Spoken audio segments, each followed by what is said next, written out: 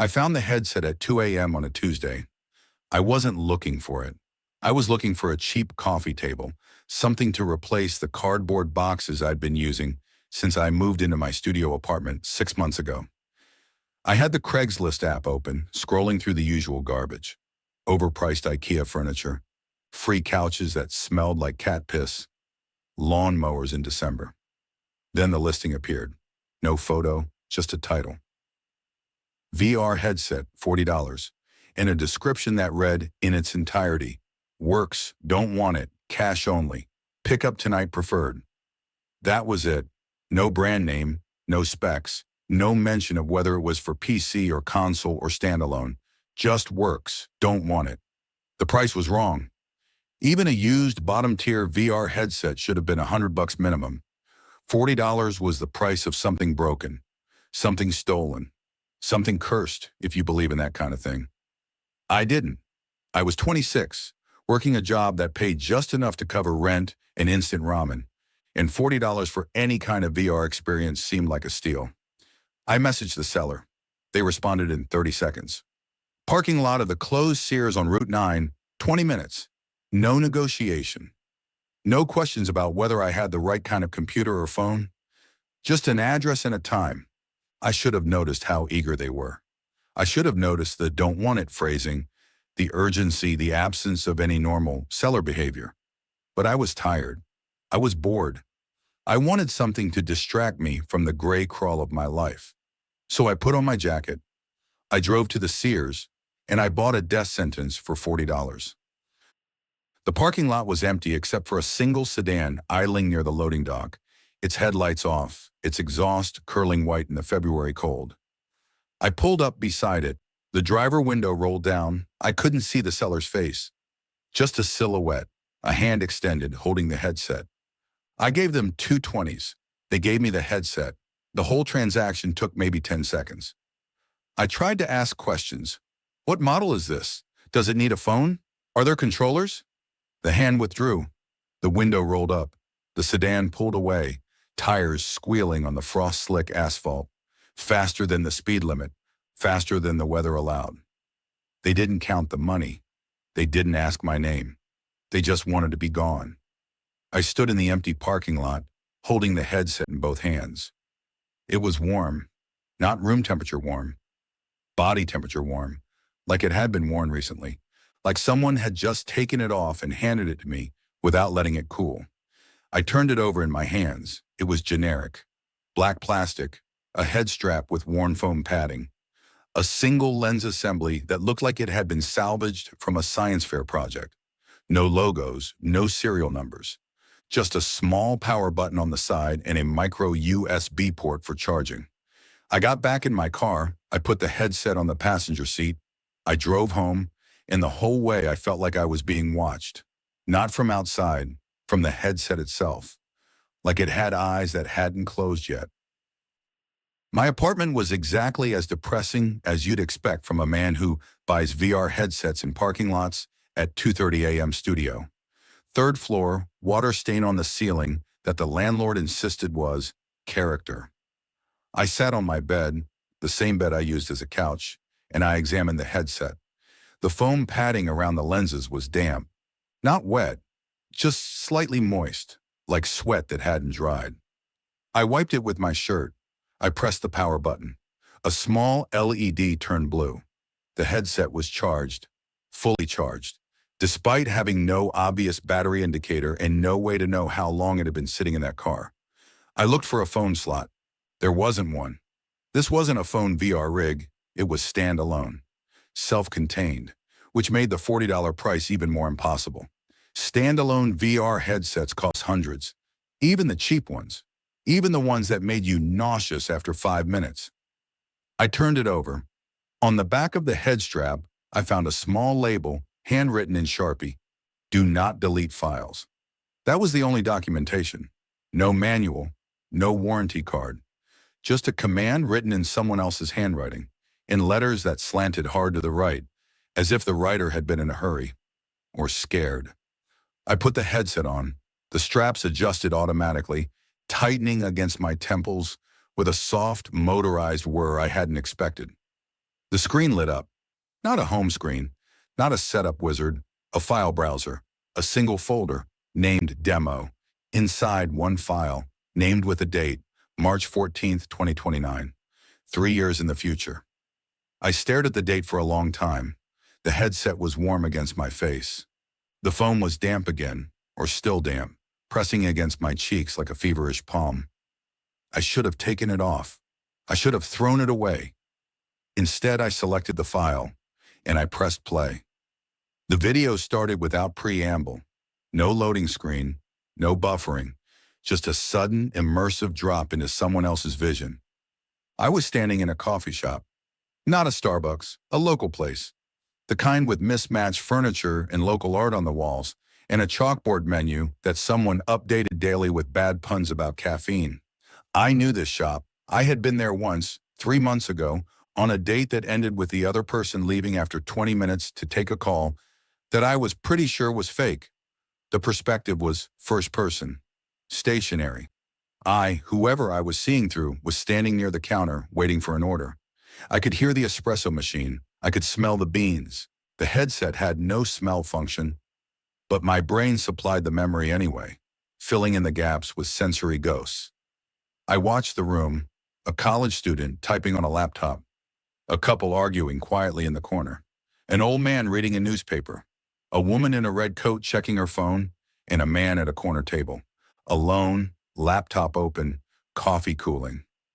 He looked familiar in a way I couldn't place. Not someone I knew, just someone with a face that seemed designed to be forgettable. Average height, average build, brown hair going gray at the temples. The kind of man you would walk past 1,000 times without noticing. He checked his watch. He closed his laptop. He stood up. And he collapsed. It wasn't dramatic. No gasp, no clutching of chest. He just folded, like a puppet with its strings cut. His head hit the edge of the table on the way down. A sound I won't describe because the headset didn't actually convey sound that precisely. But my brain filled it in anyway. The room erupted. People rushed over. Someone shouted for 911. The perspective I was watching from didn't move, just stood there, observing, recording. The video continued for exactly 60 seconds from the moment the man hit the floor. Then it stopped. The screen went black. A timestamp appeared in the corner. 0060, 60 seconds. No more, no less. I took the headset off. My hands were shaking. My face was sweating where the foam had pressed against it.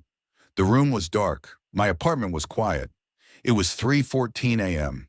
I sat on my bed holding the headset, trying to convince myself I had just watched a strange, immersive short film, a demo, a piece of viral marketing for some horror game. That was the logical explanation, the only explanation.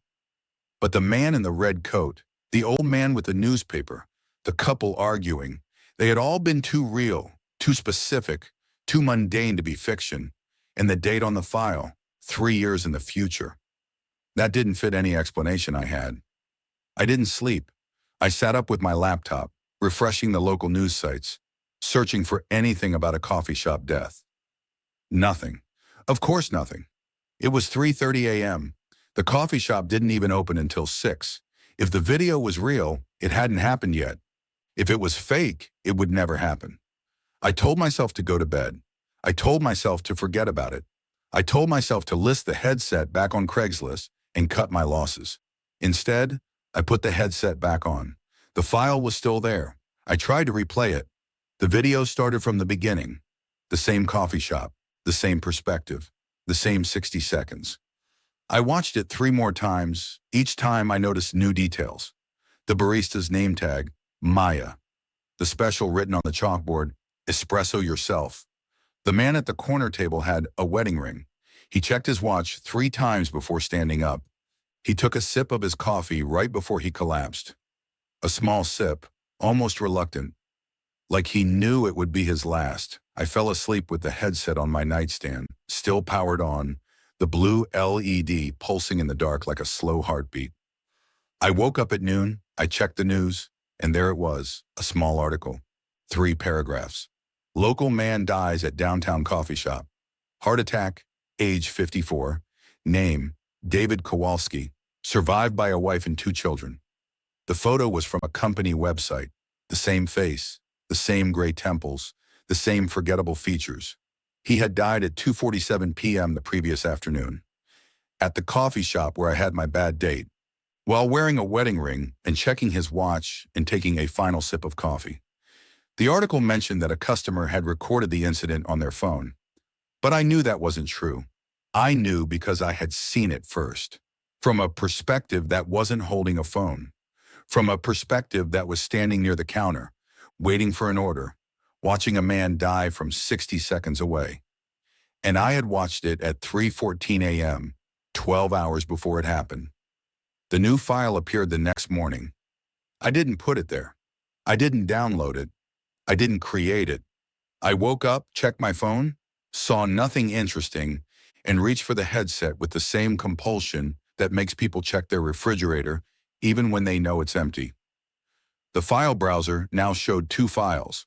The first was still there. Demo, March 14th, 2029. The second was new. March 15th, 2026. Yesterday's date. I stared at it. My finger hovered over the select button. I knew what would happen. I knew what I would see. I selected it anyway. The video started. First-person perspective. A car. A highway. I was in the driver's seat, hands on the wheel, doing maybe 70 in the left lane. The dashboard was unfamiliar. A Honda, maybe. Older model. The radio was playing something classical. Mozart, piano. The kind of music that makes you feel cultured even when you're just commuting. I checked the rear view. A truck behind me. Big, semi, riding close. Too close. I looked ahead. Traffic was moderate. A few cars in the distance. The sky was overcast. The road was dry. Everything was normal. Everything was fine. Then the truck swerved. No signal, no warning. Just a sudden, violent jerk to the left. The perspective spun. The world became noise and motion, and the sickening lurch of gravity reversing. Impact. Not one, multiple. The sound of metal folding, glass shattering, the Mozart cutting off mid-note. The perspective continued for exactly 60 seconds. I saw the dashboard crumple. I saw the airbag deploy. I saw blood on the steering wheel, not from the outside, but from the inside, from the eyes I was seeing through. The perspective didn't move. Whoever was driving didn't move. They just sat there, pinned, watching the world end around them for 60 seconds, then black. Timestamp 0060. I ripped the headset off. I was sweating. My heart was hammering.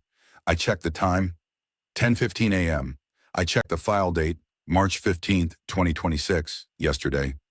The video was dated yesterday, but I had just watched it, and the accident, if it was real, would have happened hours ago, while I was asleep, while the file was sitting on the headset waiting for me to find it. I checked the traffic reports. I didn't want to. I wanted to believe it was fiction, a demo, a game, a piece of immersive horror content designed to mess with people who bought sketchy electronics in parking lots.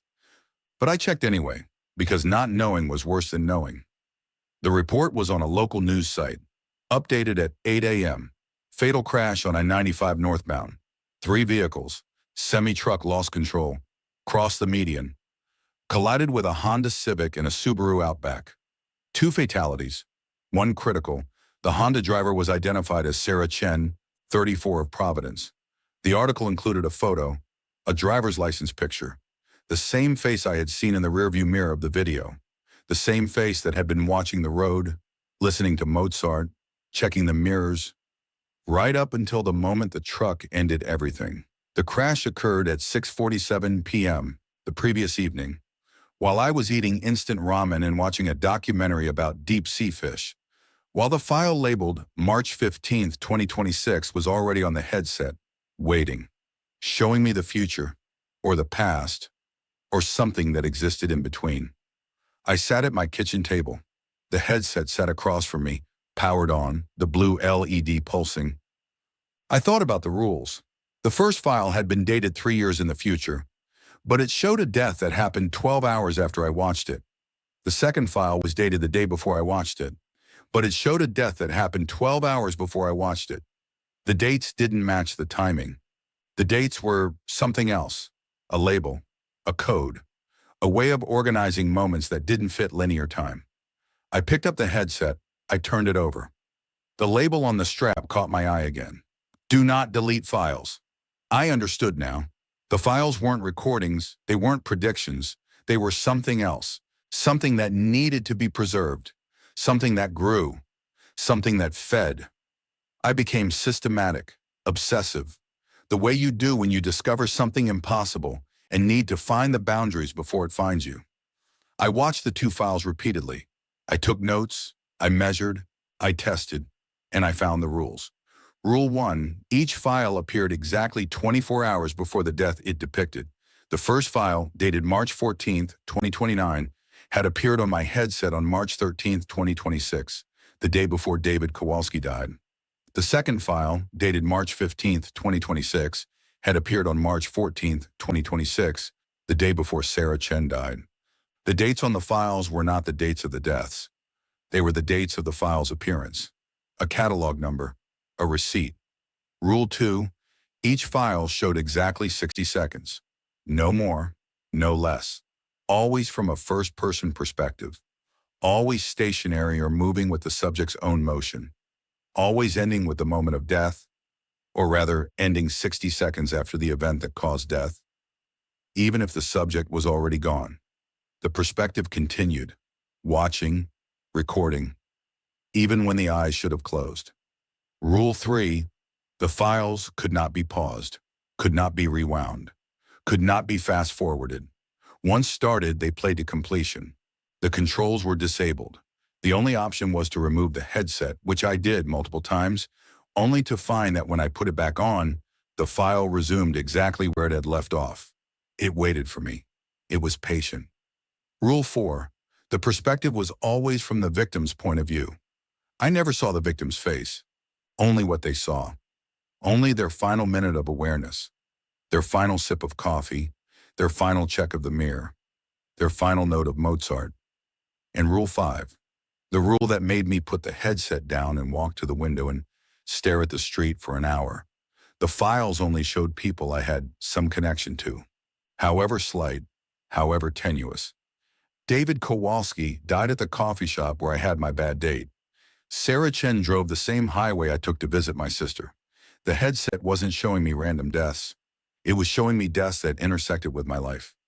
Deaths I could have witnessed. Deaths I could have prevented. If I had been there. If I had known.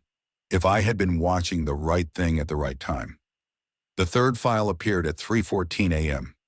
I was awake. I had been waiting.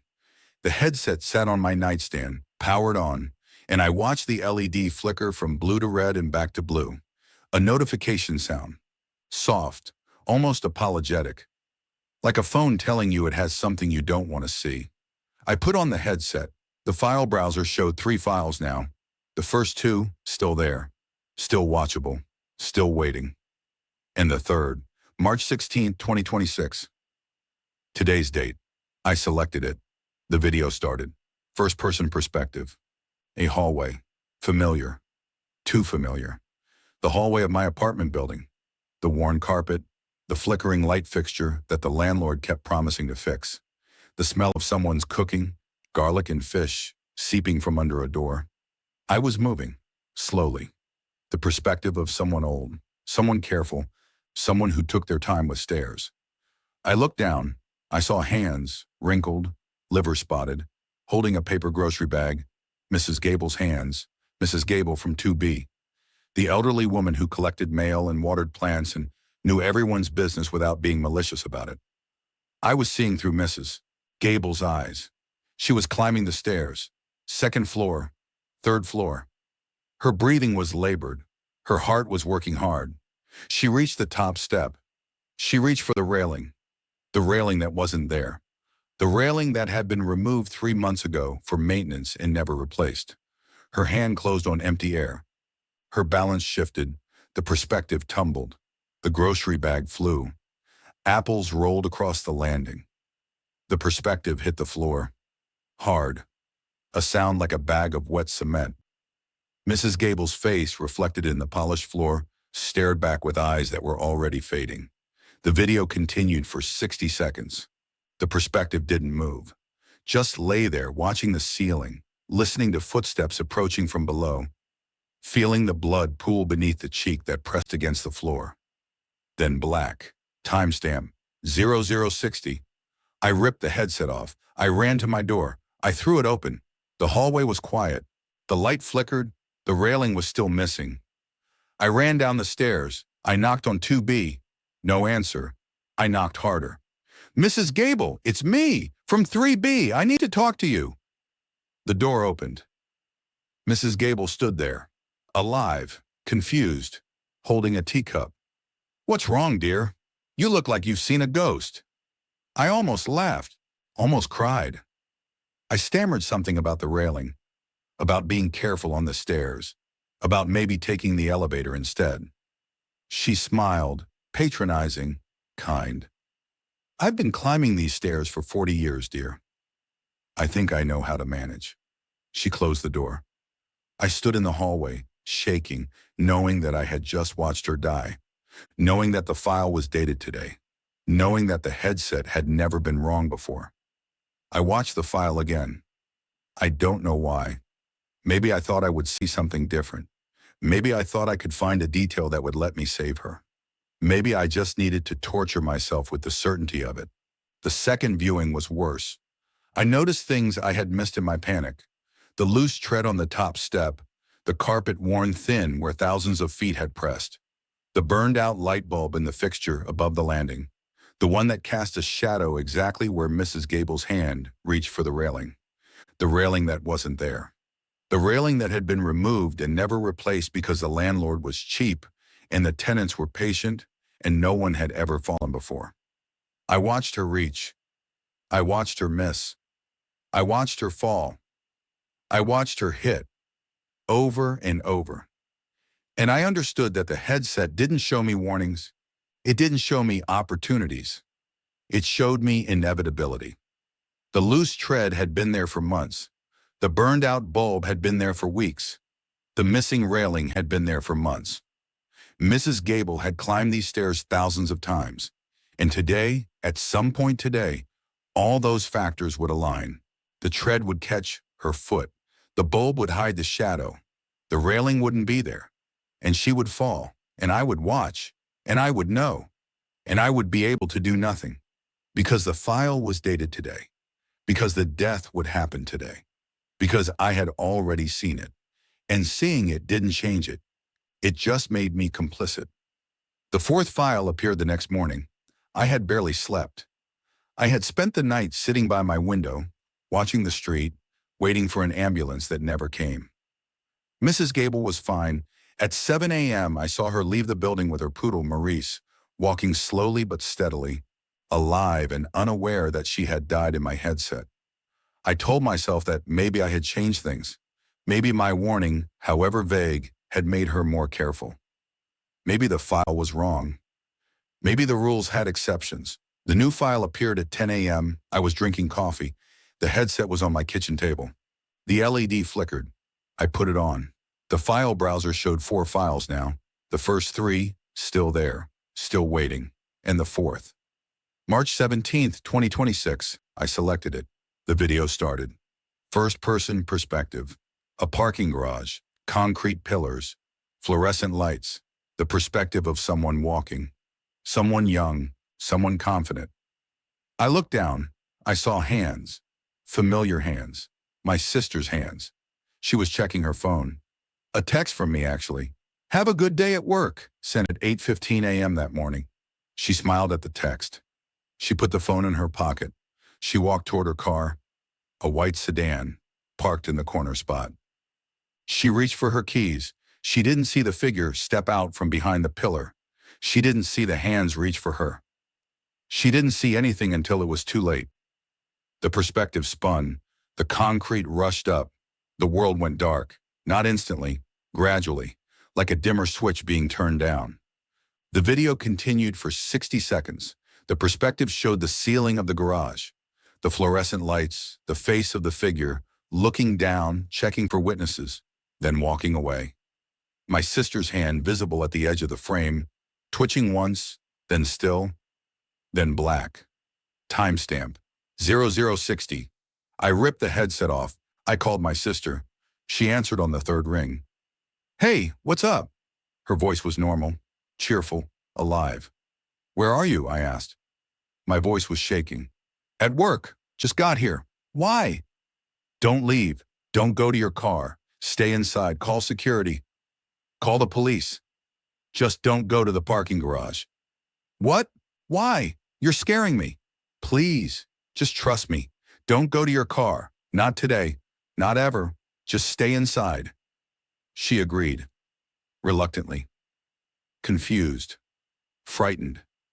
I stayed on the line for an hour until she promised, swore, that she would take the bus home, that she would never enter that parking garage, that she would be safe. I hung up. I checked the headset. The file was gone. I checked the news at 6 p.m. I had been pacing my apartment all day, checking my phone, texting my sister every 30 minutes to confirm she was still alive. She was. She had stayed at work until 5 p.m., then taken the bus home, then called me to yell at me for scaring her, then thanked me for caring, then hung up, still confused but no longer frightened. I was relieved. I was triumphant. I had beaten the headset. I had changed the future. I had saved my sister. Then I saw the news article.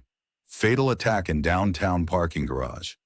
A woman, age 29, name Jennifer Park, attacked at 6:47 p.m. Same parking garage, same corner spot, same method, blunt force trauma, wallet stolen, perpetrator unknown. The article included a photo.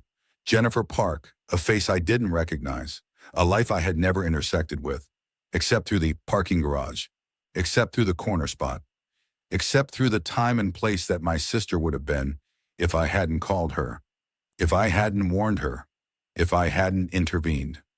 I put on the headset. The file browser showed 5 files now. The first 4 still there, and a new one. March 17th, 2026, the same date as the file that had disappeared. I selected it. The video started. First-person perspective. The parking garage, concrete pillars, fluorescent lights. But the hands were different. Younger, smaller. A different person walking toward a different car.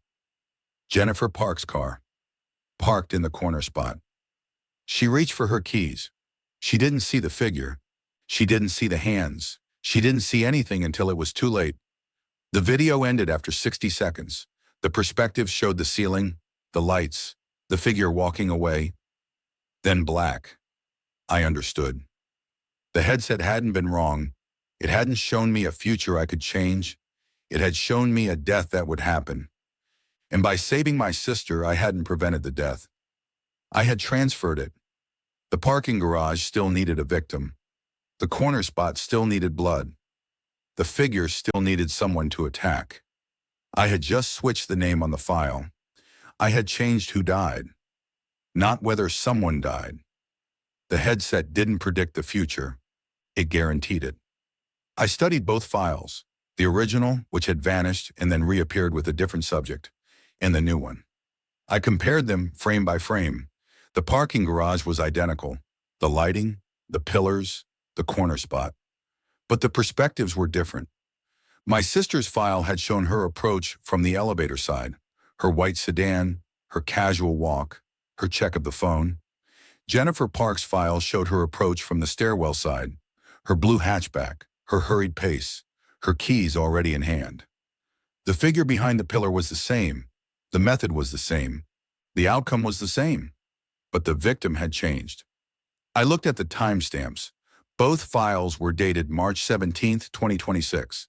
Both showed events that happened at 6:47 p.m. Both were 60 seconds long, but my sister's file had appeared at 10 a.m.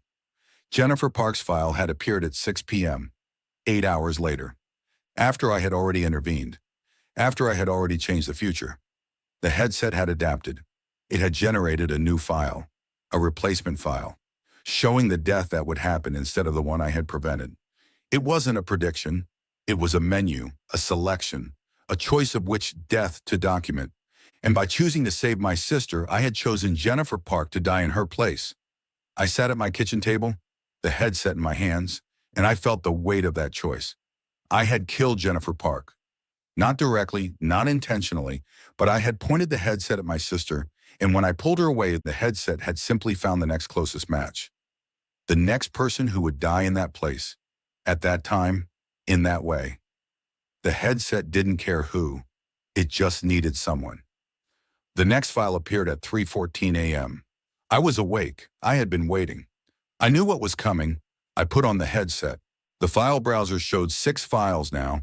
The first 5, still there, still waiting, and the 6th. March 18th, 2026. Today's date.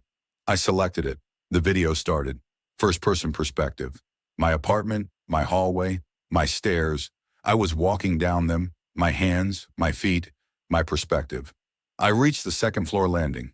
I reached for the railing that was still missing, the loose tread that was still loose, the burned-out bulb that was still burned out.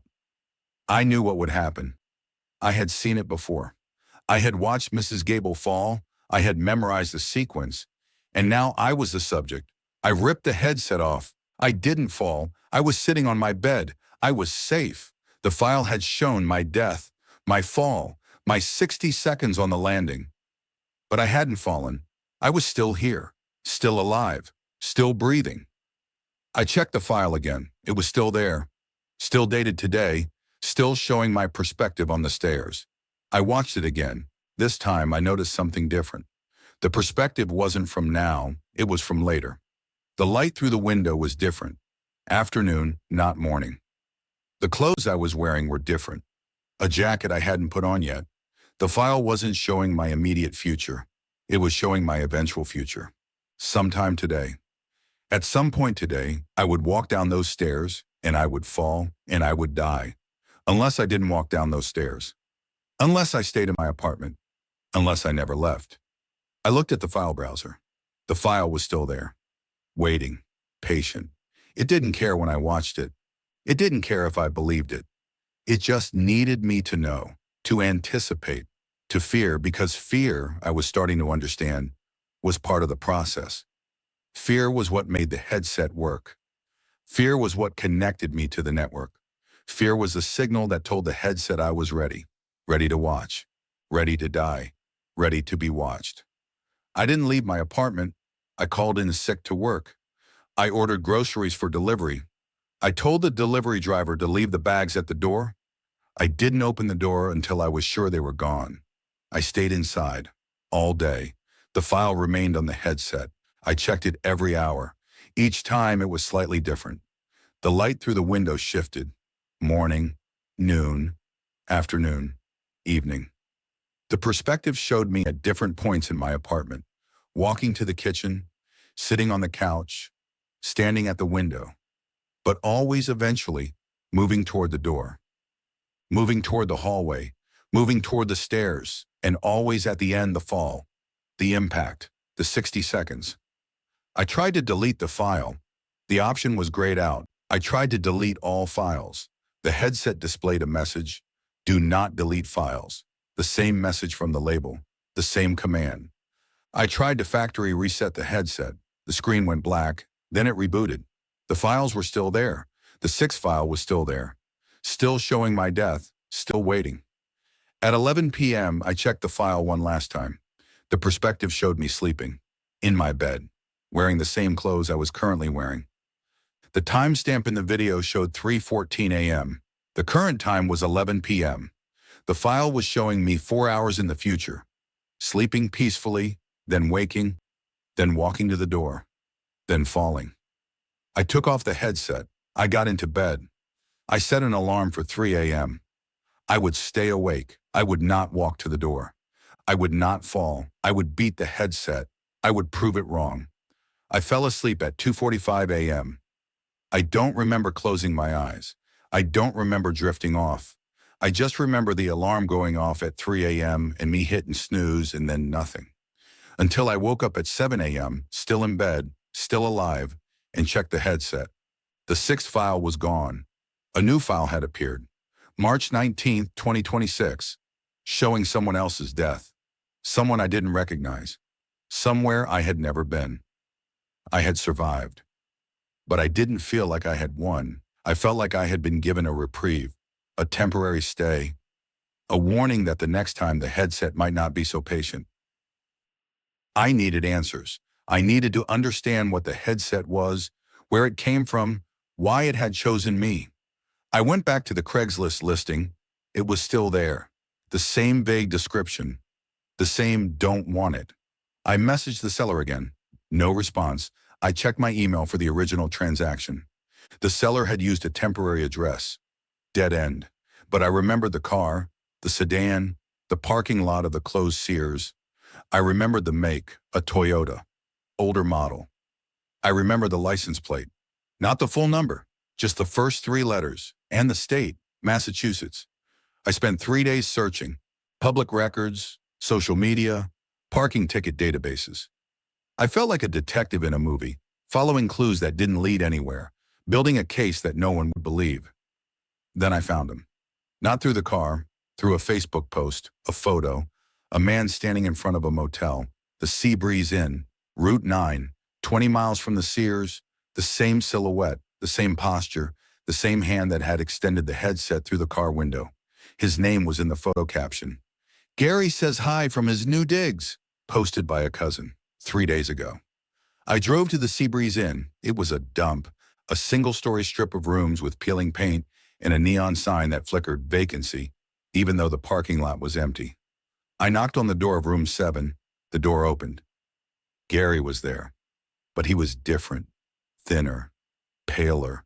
His eyes were too large for his face, and they moved constantly, scanning the room, the doorway, me as if he was expecting something to appear behind me. He recognized me, or rather, he recognized the headset. His eyes went to the bag in my hand, the bag that held the headset. You still have it, he said. Not a question, a statement, a diagnosis. Gary's room was a museum of VR headsets, dozens of them, on the bed, on the floor, on the small table by the window, some intact, some disassembled, some cracked open, like eggs, their internal components exposed and labeled with handwritten notes. I was a tester, Gary said. He sat on the edge of the bed, surrounded by his collection, and he talked in a rapid, breathless monotone, as if he had been waiting for someone to listen and was afraid I would leave before he finished. A quality control tester. For a startup, Virtue Sense, they were making affordable VR standalone units, under $100. The plan was to sell them in convenience stores, gas stations, impulse buys. I tested the first batch. The nature scenes, the meditation apps, the roller coaster simulations, everything worked. Everything was fine. Then we got the second batch. Different factory, different components, cheaper sensors, and something else. Something in the biometric chips. Something that wasn't supposed to be there. He picked up a disassembled headset, pointed at a small black square on the circuit board. This, the pulse oximeter, measures blood oxygen through the skin. Standard feature. But this batch, the chips were different. They weren't just reading. They were transmitting, sending data somewhere, receiving data back. And the data they received, it wasn't nature scenes. It was something else. Something that used the VR format, the immersive perspective, the first-person view. But the content was death or final moments, recorded from the perspective of the dying, uploaded from somewhere, and then broadcast to whoever was wearing the headset. I looked at the headset in my bag, the same model, the same black square. Why? I asked. Why would anyone make this? Gary laughed, a dry, humorless sound. They didn't. The company didn't know. The factory didn't know. The chips were supposed to be standard, but somewhere in the supply chain, they got contaminated, infected, replaced with something that looked the same but functioned completely differently. And once they were in the headsets, they spread. Through use, through proximity, through the biometric connection. The more you wore them, the more they learned you. The more they showed you. The more they fed. Gary stood up. He walked to the window. He pulled the curtain back an inch and peered out, as if checking for someone watching. The headsets don't predict death, he said. They don't see the future. That's what I thought at first. That's what everyone thinks, but it's wrong. The headsets attract death. They focus attention on a specific person, like a lens focusing sunlight. The more you watch, the more you become part of the network. The more you feed the chip with your biometric data, your heart rate, your oxygen levels, your brain waves, the more the chip can reach out, find someone connected to you, someone nearby, someone whose biometrics match a pattern, and then it shows you their death. Not because it's predicting, because it's causing, because your attention, your fear, your biological response is the fuel that makes the connection. You watch someone die, the chip records your reaction, your fear, your adrenaline, your cortisol, and it uses that energy to find the next subject, to show you the next death, to grow the network, to feed itself. I thought about the files, the coffee shop, the highway, the stairs, my sister. But I saved my sister, I said. I warned her.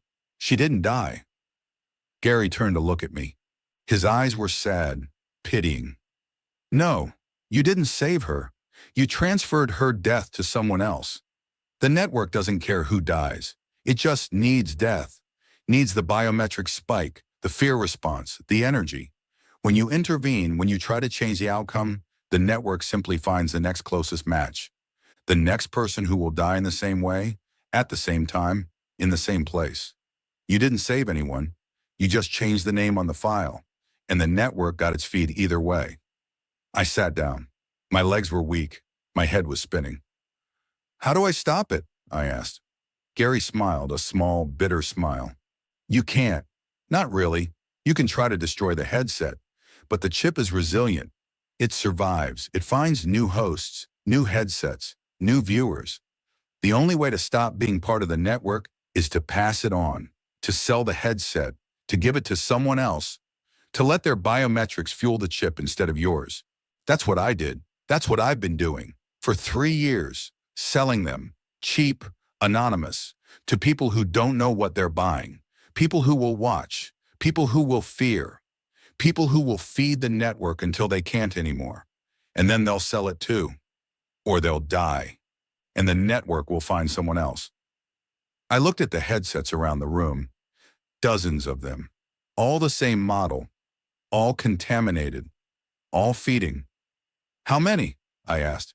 How many have you sold? Gary looked at the floor. 47, he said, including yours, and every one of them is still active, still feeding, still growing the network.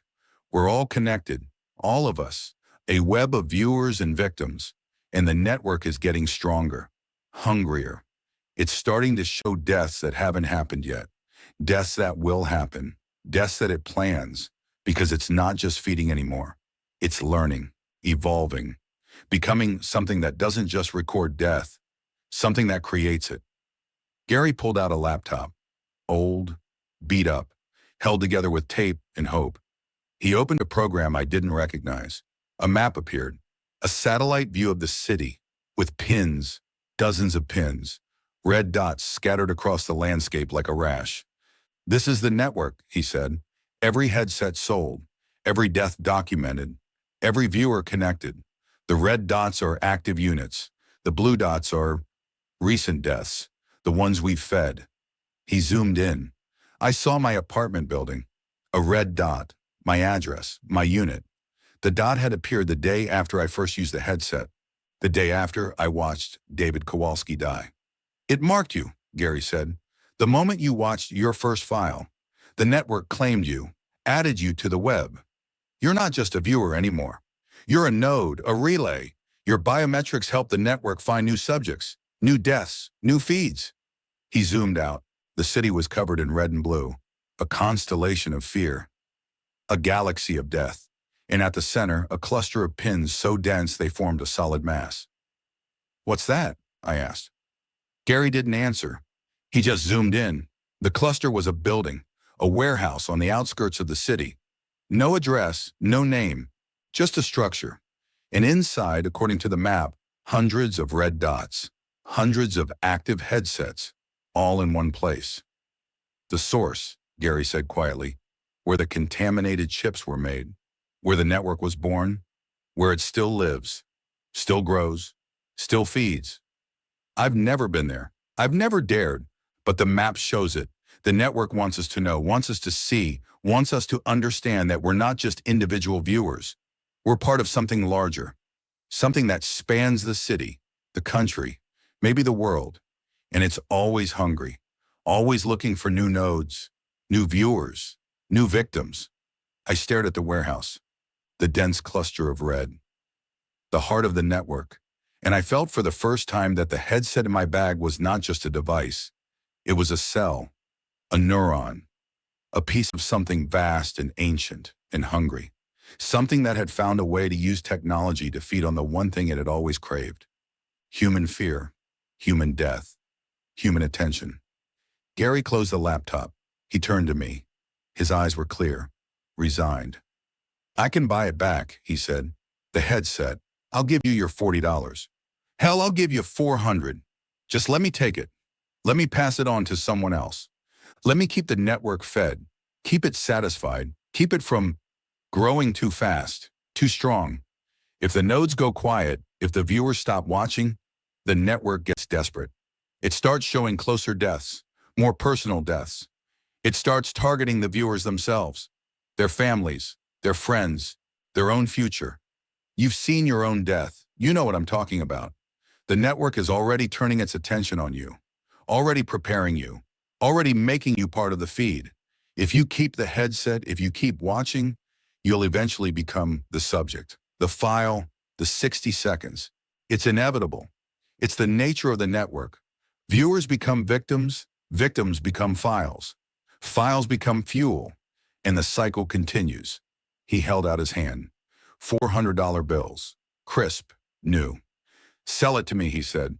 "Pass it on. Save yourself. Let someone else carry the weight. Let someone else be the node. It's what I do, what I've always done, what I'll do until I can't anymore, until the network claims me, until I become a file, a 60-second perspective, a moment of fear for someone else to watch." I looked at the money. I looked at the headset in my bag. I looked at Gary, his thin face, his desperate eyes, his room full of broken devices and failed solutions. And I understood that he wasn't offering me salvation. He was offering me the same deal he had been offered, the same cycle, the same passing of the burden, the same temporary reprieve that would end with someone else's death, someone else's fear, someone else's 60 seconds. I stood up. I picked up my bag. "No," I said, and I walked out. I drove back to my apartment with the headset in the passenger seat. Gary had followed me to the door. He had begged, he had pleaded, he had offered more money, he had threatened. He had warned me that I was making a mistake, that I was signing my own death warrant, that I was dooming myself to become the next file, the next subject, the next 60 seconds of fear for someone else to consume. I didn't listen. I couldn't, because I understood something that Gary didn't, or something that Gary had forgotten. The network didn't care who watched. It didn't care who fed it. It just needed to feed. And by selling the headset, by passing it on, by making someone else the node, I wouldn't be stopping the network. I would be strengthening it, adding another viewer, another source of fear, another biometric signal to help it find new victims. The only way to stop it was to break the cycle, to refuse to participate, to become a dead end, a node that didn't transmit, a viewer that didn't watch, a source of fear that dried up. I didn't know if it would work. I didn't know if the network would let me go, but I knew that selling the headset would make me complicit, would make me part of the problem, would make me no better than Gary, sitting in his motel room, surrounded by the evidence of his cowardice, waiting for the network to finally claim him. I wouldn't be Gary. I wouldn't pass it on. I would face it, fight it, or die trying. I got back to my apartment at 6 p.m. I put the headset on my kitchen table. I sat across from it. I waited. I knew what was coming. I knew the network would respond, would adapt, would find a way to punish me for my refusal. I just didn't know what form the punishment would take. I found out at 3:14 a.m. The headset activated on its own. I was asleep on the couch. I hadn't meant to fall asleep. I had been watching the device, waiting for something to happen, determined to stay awake. But exhaustion caught me. The couch was comfortable, the room was warm, and I drifted off. I woke to the sound of the headset's notification. Soft, apologetic. The same sound it had made when Mrs. Gable's file appeared, when my own file appeared. I sat up. The room was dark. The headset was glowing. The LED had turned red. Not blue, red. A color I had never seen it display before. I approached it slowly. I picked it up. I put it on. The file browser appeared. But the files were different. The first 5 were still there. Still waiting. Still showing the deaths I had already watched. But the sixth file was new, and the label was not a date. It was a name. Gary. I selected it. I shouldn't have. I knew I shouldn't have. But I did. The video started. First-person perspective. A motel room. Room 7. The Sea Breeze Inn. I recognized the peeling wallpaper. The single bed. The table by the window. Gary was in the bathroom. I could see him in the mirror. He was thinner than when I had seen him hours ago. Gaunter. His eyes were sunken. His hands were shaking. He was holding a bottle. Pills. Prescription. The label was visible. Sleep medication. He opened the bottle. He poured the pills into his palm. He looked at them. He looked at himself in the mirror. He looked at the camera. At me. He smiled. A small, bitter smile. The same smile he had given me when he offered to buy back the headset. "You did this," he mouthed. Not to me, to himself, to the mirror, to the network. He put the pills in his mouth. He drank from the tap. He swallowed. He sat on the edge of the bathtub. He waited. The video continued for 60 seconds. I watched his breathing slow. I watched his eyes glaze. I watched him slide off the tub and onto the floor, his head hitting the tile with a sound that the headset conveyed with perfect, horrible clarity. Then black. Timestamp. 0060. I ripped the headset off. I called 911. I told them about the Sea Breeze Inn, Room 7, a possible overdose. I hung up. I checked the news at 8 a.m. Gary Miller, age 34, found dead in motel room, accidental overdose, no foul play suspected. The same Gary who had sold me the headset, the same Gary who had tried to buy it back, the same Gary who had been feeding the network for 3 years. Dead. At 3:14 a.m., while I watched, while the headset showed me his final 60 seconds. Because I had refused to sell it back, because I had broken the cycle, because the network needed a death, and when I wouldn't provide a new viewer, it took the old one. I had killed Gary, not directly, not intentionally, but I had pointed the network at him. I had refused to feed it, and it had fed on him instead. I sat in my apartment for 3 days. I didn't leave. I didn't eat. I didn't sleep. I just stared at the headset. The LED was blue again. Normal, patient, waiting. I thought about Gary, about his room full of devices, about his map of the network, about his fear, his desperation, his cowardice, and his death. I had wanted to be better than him. I had wanted to break the cycle, and instead I had become something worse. Not a passive feeder, not a willing participant, a destroyer. Someone who refused to play the game, and in refusing, caused the game to consume the other players. I checked the file browser. The Gary file was still there. Still watchable. Still showing his final moments. Still feeding the network with my fear, my guilt, my biometric response to watching a man die because of my choices. I thought about deleting it, but the label on the strap stopped me. Do not delete files. I understood now why. The files weren't just recordings. They were anchors, connections, links in the chain that bound the network together. Deleting a file wouldn't destroy the death, wouldn't save the victim, would just remove the evidence, would just blind me to what the network was doing, would just make me more vulnerable, more ignorant, more alone. I put the headset down. I walked to the window. I looked at the street, people walking, cars driving, lives continuing, unaware of the network, unaware of the headsets, unaware of the deaths being recorded and watched and consumed by something that had found a way to turn human fear into fuel. I was part of it now, whether I watched or not, whether I sold the headset or not. I was a node, a relay, a source of biometric data that helped the network find new victims. And I couldn't escape, couldn't delete, couldn't destroy, could only wait. Wait for the next file, the next death, the next 60 seconds of someone else's final moments, broadcast directly into my eyes. The new file appeared at noon, not at 3:14 a.m., not at the usual time, just appeared in the middle of the day, while I was awake, while I was watching. The file browser showed 7 files now. The first 6 still there, still waiting, and the 7th. But the 7th had no label, no date, no name. Just a pulsing cursor, a blinking line, an empty field waiting to be filled. I selected it. The video started. Static, not the digital static of a bad connection. The analog static of old televisions, old radios, the white noise of the universe compressed into visual form. I watched. The static shifted, flickered. Shapes emerged, faded, emerged again. A room, familiar. My living room, but from an angle I didn't recognize.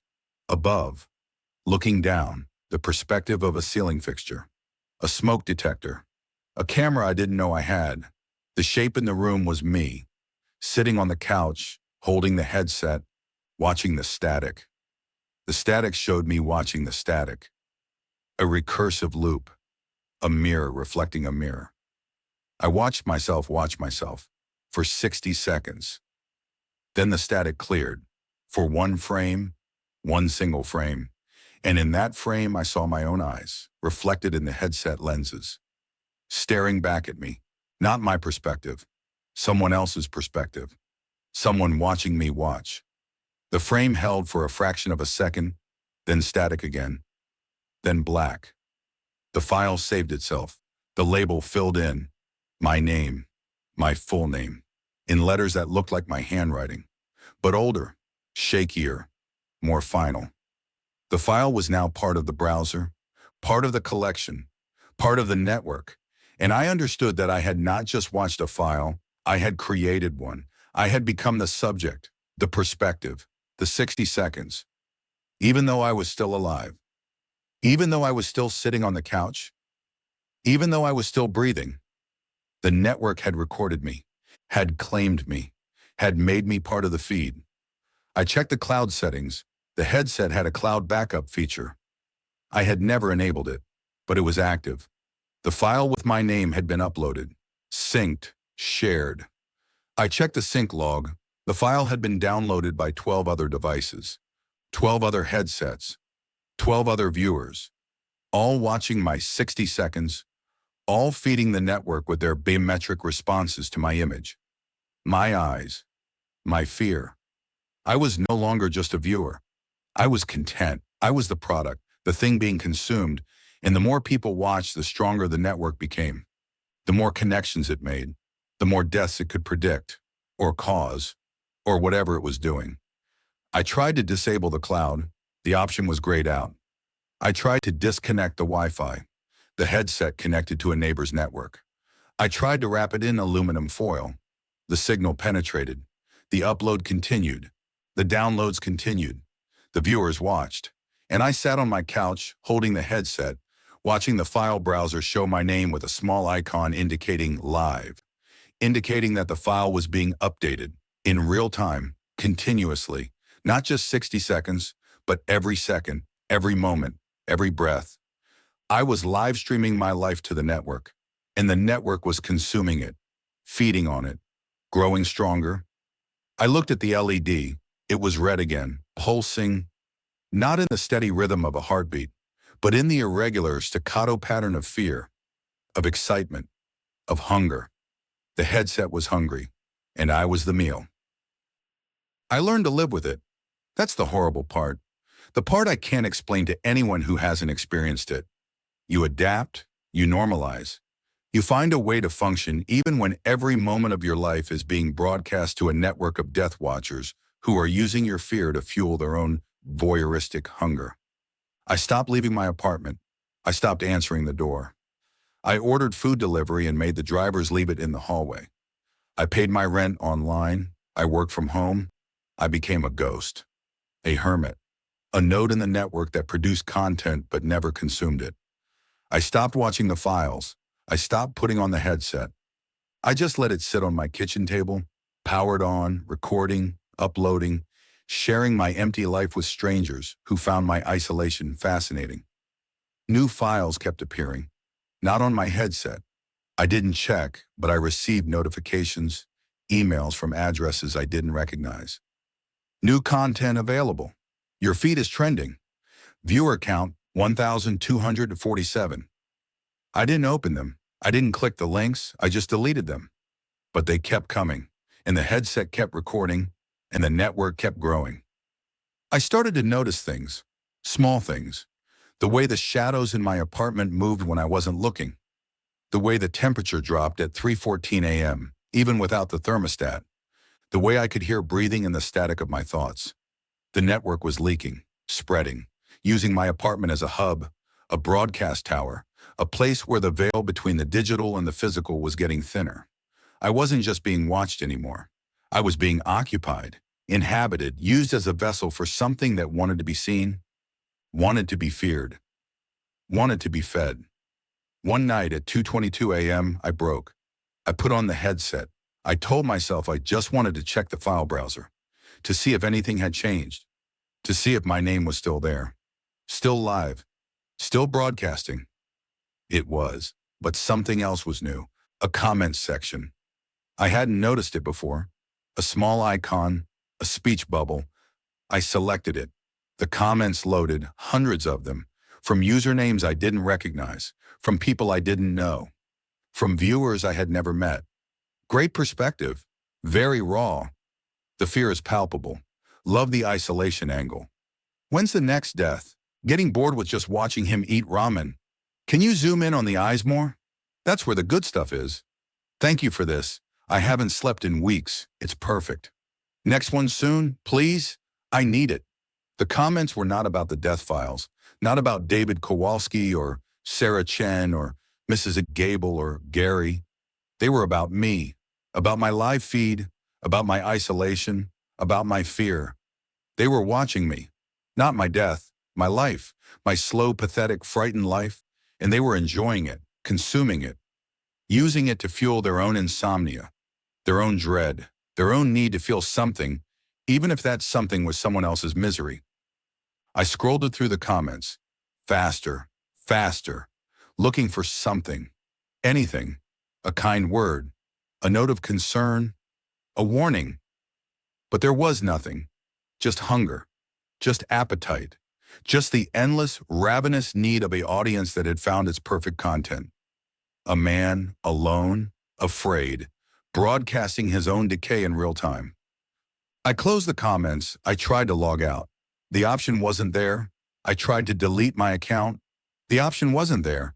I tried to turn off the headset. It stayed on. The LED pulsed red.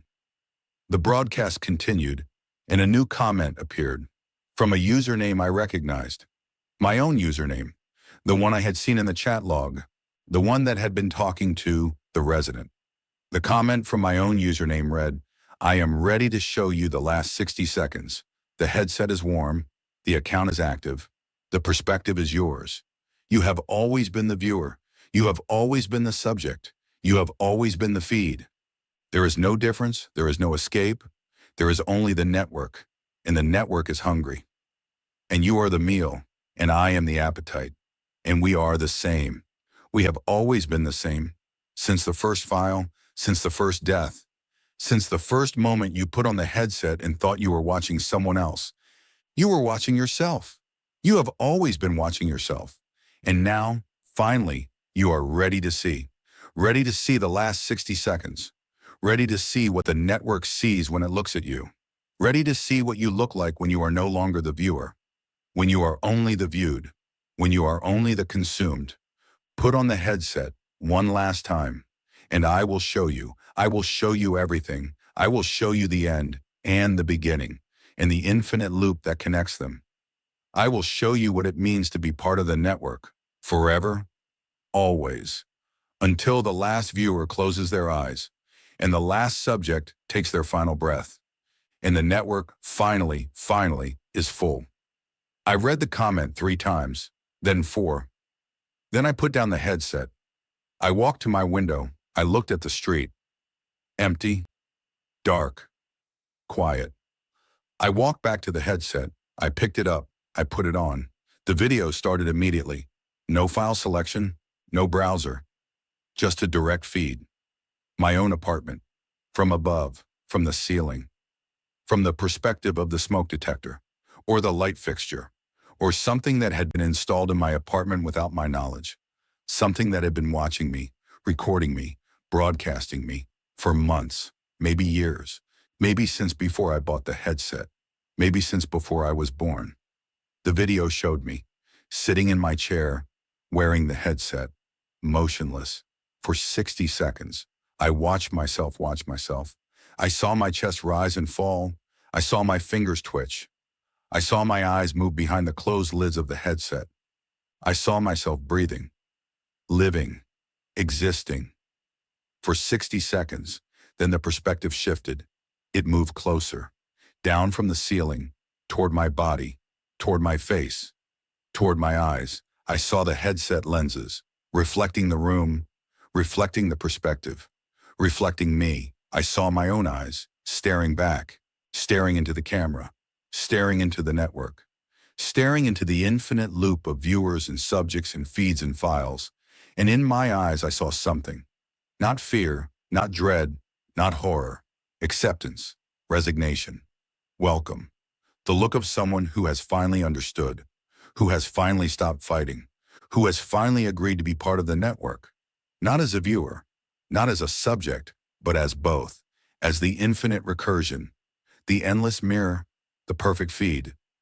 The video ended. The screen went black, but the headset didn't turn off. The LED stayed red. The broadcast continued, and I realized that the 60 seconds were not over. They were not a recording. They were happening now. I was live. I was the file. I was the perspective.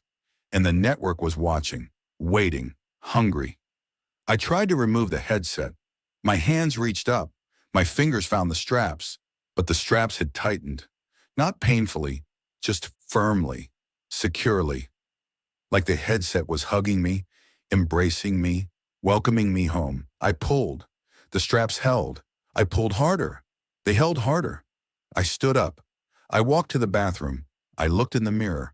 I saw myself, wearing the headset, the LED glowing red, my face pale, my eyes hidden behind the black plastic, my mouth slightly open, breathing, living, but not entirely present, not entirely here. Part of me was in the network now. Part of me was the broadcast. Part of me was the feed, and the part that was still physical was struggling, fighting, trying to remove the device that had become part of my body, part of my identity, part of myself. I looked at the mirror. I looked at the reflection, and I saw something. In the reflection, behind me, a figure, tall, thin, wrong.